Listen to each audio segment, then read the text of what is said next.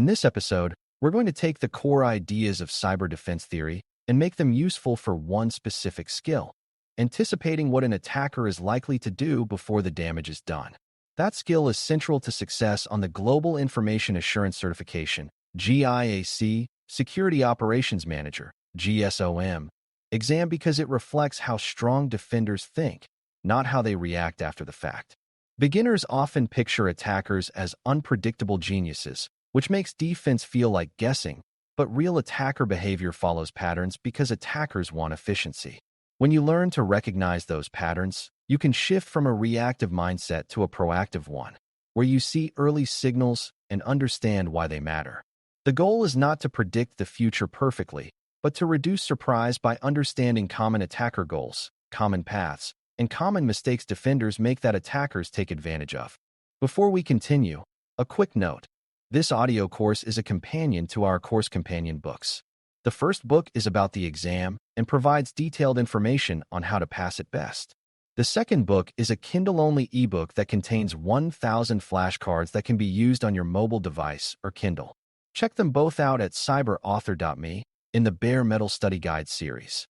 A good starting point is to understand what cyber defense theory really gives you at a practical level, because theory is only useful if it changes your decisions. Defense theory teaches that attackers are constrained by time, effort, and opportunity, which means they tend to choose paths that are easier and more reliable. It also teaches that defense is not one action but a cycle of preparation, detection, response, and improvement, and anticipation sits right at the beginning of that cycle. If you can anticipate, you can place controls and monitoring where they matter most, rather than spreading effort evenly and hoping it works. This is why managers care about theory, because it helps prioritize resources and justify why certain decisions come first. Anticipation is a way to use limited time wisely by focusing on what attackers typically do to move from initial access to meaningful impact. To anticipate attacker moves early, you need to think in terms of attacker objectives instead of attacker tools. Beginners sometimes fixate on a specific malware name or a specific exploit, but objectives are more stable than tools. An attacker usually wants one or more of these outcomes: access, persistence, privilege, movement, data, disruption, or leverage for future access. The specific method can change, but the objective stays the same, and that is what makes anticipation possible. When you look at your environment and ask how an attacker would reach those objectives, you start seeing common weak spots, like overly broad access, unmonitored systems, or poorly controlled data flows. This objective-first thinking helps you avoid being distracted by noise, because you are constantly asking whether an event supports an attacker goal or is just an error with limited consequences. Another key theory idea is that attacks are rarely a single step, and early moves are often about setting up later moves. That means the first visible action might look small, like an unusual login attempt, a strange email, or a new process running on a device. The early move matters because it can enable a chain of actions that ends in a serious incident. Anticipation is recognizing what that chain could be, even when you do not yet have full proof. This is also where disciplined thinking matters, because you do not want to panic at every anomaly, but you also do not want to ignore patterns that consistently lead to compromise. A mature defender learns to treat early signals as hypotheses, meaning you form a reasonable explanation and then look for evidence that confirms or refutes it. That approach keeps you proactive without becoming reckless. You can strengthen anticipation by learning to see your environment the way an attacker sees it, which often starts with basic discovery. Attackers typically begin by identifying what exists, what is reachable, and what is poorly defended, because they want to avoid wasting effort. They look for accounts with weak protections, services exposed to the internet, systems that are outdated, and paths that allow them to move without being noticed. Even without deep technical detail, you can understand the logic. Attackers prefer the path of least resistance, and they prefer actions that blend in. This is why visibility is so important, because a hidden environment is easier to explore quietly. When you design monitoring and logging with this in mind, you are not just collecting data, you are shaping what you can notice early enough to matter. A common early attacker move is attempting to gain initial access through human weakness, because humans are often the most flexible and the most error-prone part of any system. That does not mean people are bad. It means people are busy, trusting, and sometimes rushed, which creates opportunities for manipulation. Anticipation here means recognizing that unusual messages, unexpected requests, or changes in behavior can be part of an attacker plan to get credentials or convince someone to take an unsafe action. On the defense side, you anticipate by building habits and controls that make these attacks harder, such as strong identity checks and clear procedures for verifying unusual requests. It also means watching for signals like repeated login failures, logins from unusual locations, or sudden access requests that do not match a person's normal role. These are not guaranteed signs of an attack, but they are often early indicators worth examining. Once an attacker has a foothold, the next common move is to increase privilege, because higher privilege makes everything else easier. Privilege is the ability to do things, and attackers want the ability to disable defenses, access sensitive data, or create new access paths. Anticipating privilege escalation is not about memorizing every technique. It is about understanding incentives and pathways.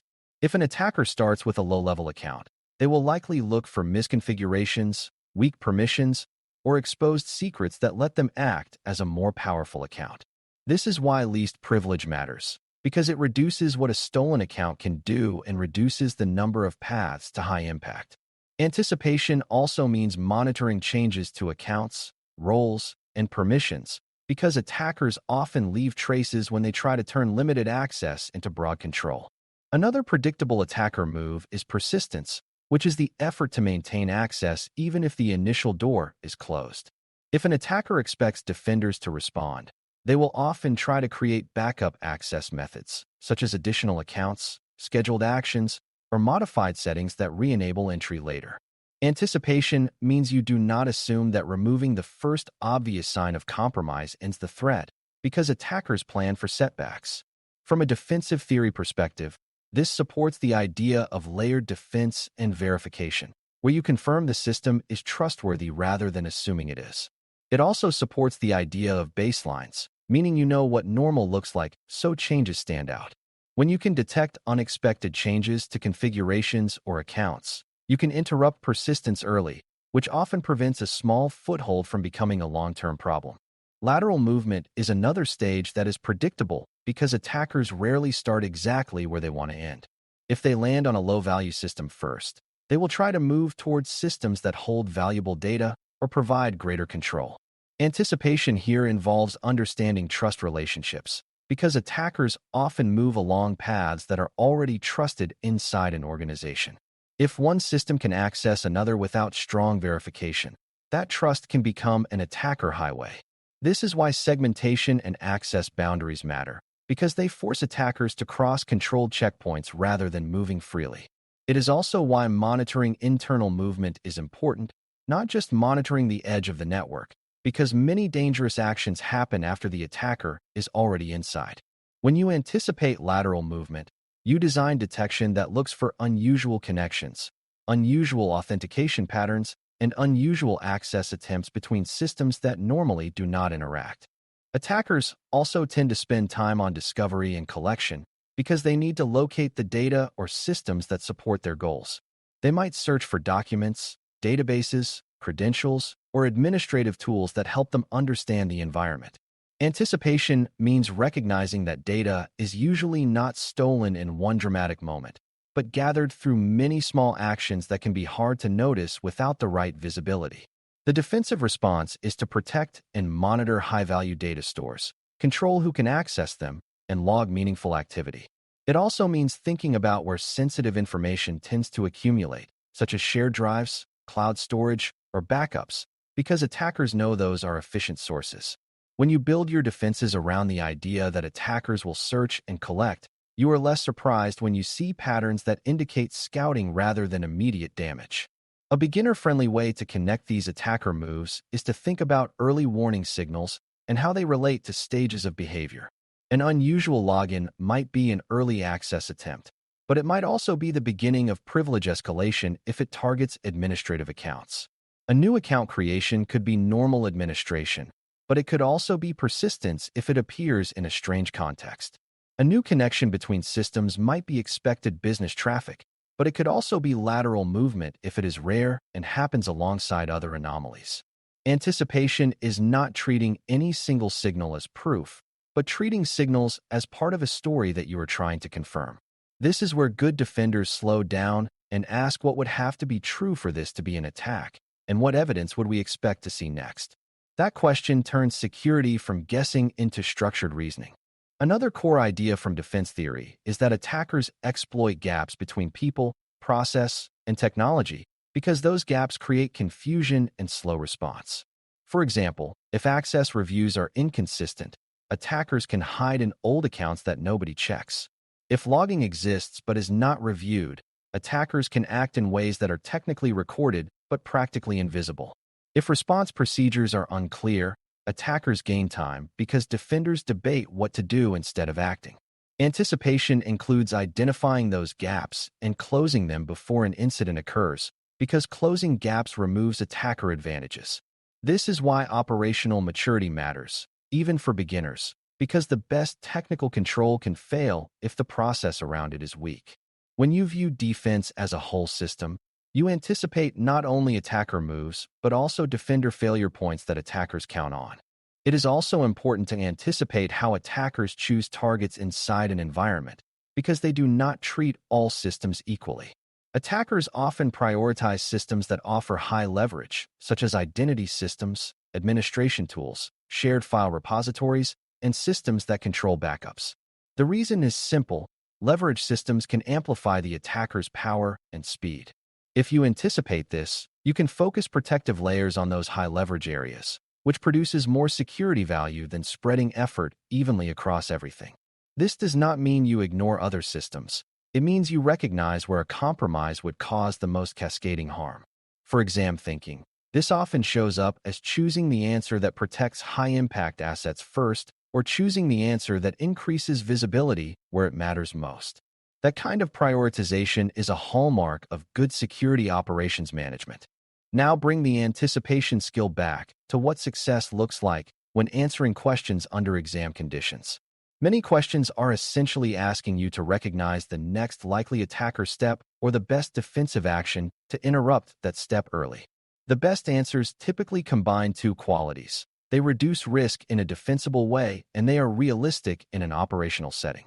An answer that says to rebuild everything instantly may sound strong, but is often unrealistic and disruptive, and an answer that says to do nothing until you have perfect proof may be too slow. Anticipation supports the middle path, where you take actions that increase confidence and reduce exposure while you gather more evidence. That might include validating accounts, increasing monitoring, limiting access, or isolating a risky area, depending on what the scenario suggests. When you practice, train yourself to ask what early action gives you the most leverage without causing unnecessary harm. Anticipating attacker moves early is ultimately about using patterns to reduce surprise, and that skill grows from repeated practice with clear mental models. You do not need to memorize every technique to be effective, but you do need to understand why attackers seek access, privilege, persistence, movement, and data, and how those goals shape what they do next. Defense theory gives you the structure for that thinking, and it turns isolated security facts into a coherent story of behavior and response. When you can explain that story, you can prioritize controls, design monitoring that matters, and make calmer decisions under pressure because you are not reacting blindly. Keep building the habit of asking what an attacker is likely to do next and what evidence would support that hypothesis, because that habit is one of the most valuable outcomes of studying for GSOM. The more consistently you apply it, the more you will feel that security operations is a manageable system of decisions rather than an endless series of surprises. Thanks for listening. For more audio courses, daily newsletters, and more, please visit BareMetalCyber.com.